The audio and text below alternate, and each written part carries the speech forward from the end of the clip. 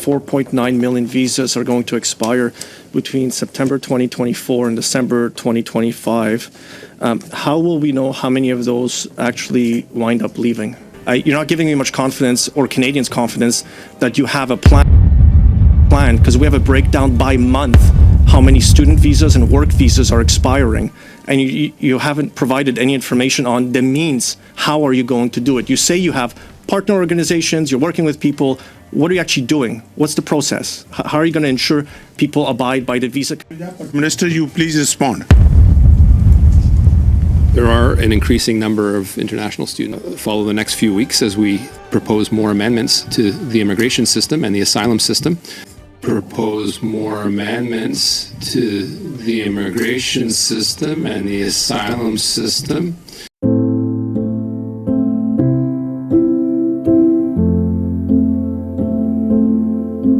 Hi guys! Welcome back again to our channel, at ngayon ay meron po tayong mahalagang pag-uusapan patungkol sa nangyayari sa immigration ng Canada. 4.9 million visas are going to expire between September 2024 and December 2025.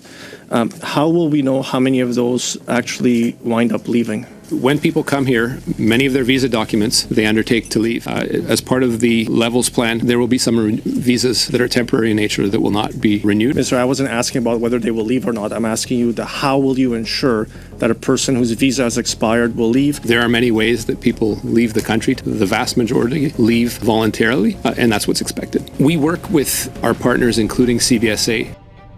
During Monday testimony before the Standing Committee on Citizenship and Immigration, sumagot ang Immigration Minister Mark Miller sa mga tanong ng Internal Department of Immigration. It was mentioned 4.9 million visas ang mag-expired between December 2024 and December 2025. So ito yung mga temporary residents, kasama na dito ang worker, international students. It is an immigration law na kapag ka nag-expired na ang iyong permit, matatapos na ang iyong status dito sa Canada, ay kailangan mo nang umalis. But in some cases, yung pinoportray dito ng Immigration Minister Mark Miller na there are ways pa to extend the stay ng mga temporary residents, kasama na nga ang mga student and work permit.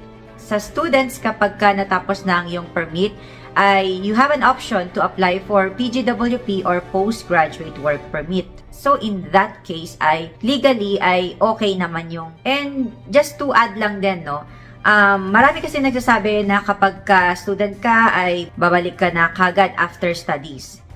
It was stipulated, yes, the fine print ng student permit na kapag ka natapos na ang duration ng student mo, ay you will need to leave Canada. But ang nangyayari po ay nag-a-apply ng panibagong permit ang mga international students. So, in this case, pwede sila mag-apply ng PGWP or Postgraduate Work Permit as I mentioned earlier. And it was outlined na rin ng immigration na ang mga student will have an option to apply for PGWP. Kaya nga po, Post-Graduation Work Permit. So, nasa student yon kung gusto niyang applyan ng PGWP and ituloy ang pagstay dito sa Canada. So, in this case, this is all legal. And then, they can work on their PR application. And it's really a booster na kapag ka meron kang employment at pasok sa tier level at okay na okay kung merong itong designated pathway. Mas mapapabilis talaga ang PR application. And work permit, pwedeng magstay pa rin kung makakuha ng another permit. At gustong malaman ng internal immigration, ilan ba talaga ang naka-outline na aalis na ng Canada? Which is hindi nga siya direct isagot ng immigration minister dahil sa pwede pa nga daw mag-apply ng another status or another permit. We know that just on study permits, there are 766,000 expiring by the end of December 2025. How will your department ensure that at the end of those study permit periods, those persons will leave? To investigate, obviously, and prosecute those who violate immigration law. If someone refuses to leave, they're in violation of the law. And CBSA, after due process, has the legal obligation to remove people. Again, this isn't something that is taken lightly, but in the vast majority of cases, those people that have come here temporarily and do not have the right to stay, in fact, leave. The Internal Immigration wants information kung ilan ba talaga ang naka-outline na aalis at yung mga mag-i-stay.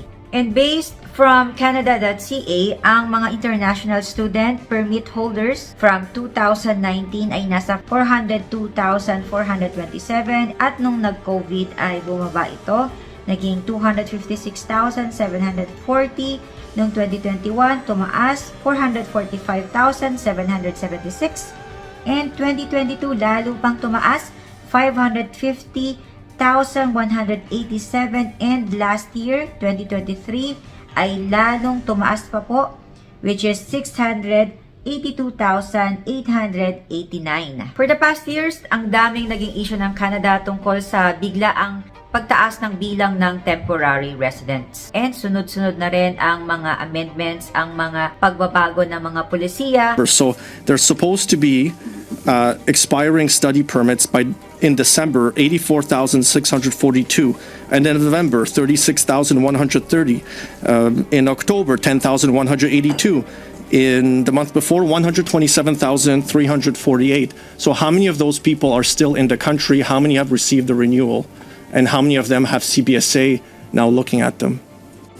What I can provide to you as a number is the expected decrease over that period over the 3-year period, which is about 400. So so how are you going to track then those whose work permits are expiring by the end of 2025? Again, it's in the hundreds of thousands.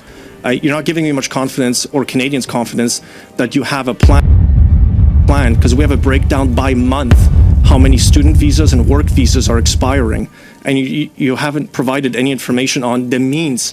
How are you going to do it? You say you have partner organizations, you're working with people.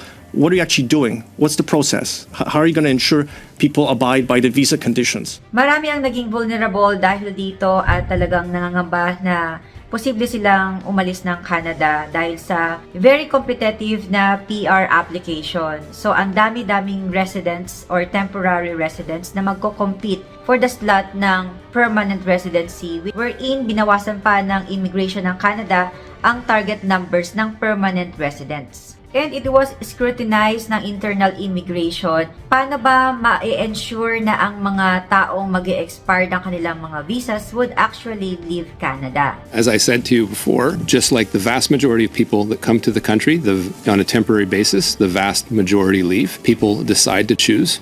They are in a situation of irregularity in that case. Once they have exhausted their remedies, they are removed by CBSA. Well, that's interesting, because you've made public statements repeatedly claiming and saying and alleging, based on IRCC data, that is not what's going on. And that's why the IRB now has a record number of backlogged applications for asylum. And you have said that tens of thousands of them are actually international students who are staying longer to applying for asylum, and you're claiming they don't have a legitimate claim to make. That those are your quotes, the headlines you're generating by doing communications out there. So are you saying you don't have a plan, that this is part of your plan to have an increasing backlog at the IRB to deal with it? For international students, it is a legal way na mag-apply ng permit kung tapos na ang iyong studies. But the reality ay nangyayari po na kapag ka nauubusan na or mauubos na ang status, some international students will have an asylum claims. At dito nga naka-question ang Minister of Immigration dahil sa nasabi niya before na there are thousands of international students don't have a legitimate claim. At ngayon nga ay napag-uusapan ang backlog ng IRB sa pag-process ng mga asylum claims dahil nga sa dumadagdag na application. Minister, you please respond. There are an increasing number of international students making asylum claims, I think with very little hope given their conditions. They, whether you like it or not, are entitled to a form of due process in this country. I don't think you would purport to deny it to them. Are there things we can do to make sure that's more streamlined? I would encourage you to follow the next few weeks as we propose more amendments to the immigration system and the asylum system. Propose more amendments to the immigration system and the asylum system. Ito lang din talaga ang masasabi ko na naghihigpit, nagbabantay, at strictly ay minomonitor na ang mga mag-expired ang visas. Kikita natin na very serious sila sa part na ito and they want to know what are the exact procedures, what are the ways na ma-ensure ng Minister of Immigration Mark Miller na gagawin nila para masigurado na aalis talaga ang mga mag-expired na ang visas. Para po sa mga temporary residents na nandito, best thing talaga ay magbasa sa immigration ng inyong provinces kung paano mahihit ang mga requirements ng PR application. Since nandito na rin naman, ay talagang totoo naman, tuloy lang ang laban. Kung mapagbigyan ng pagkakataon na magstay, maging permanent resident, but if it will not be happening na makapagstay dito sa Canada, mag-expired na ang iyong mga visa, might be this is not the right time for you. Ang importante talaga ay mag-abide pa rin tayo sa law at huwag mag-overstay kasi mas mahihirapan po tayong mag-apply, maging permanent resident in the future. Magkakaroon ng complication. So better always na sundin ang process, ang mga immigration laws.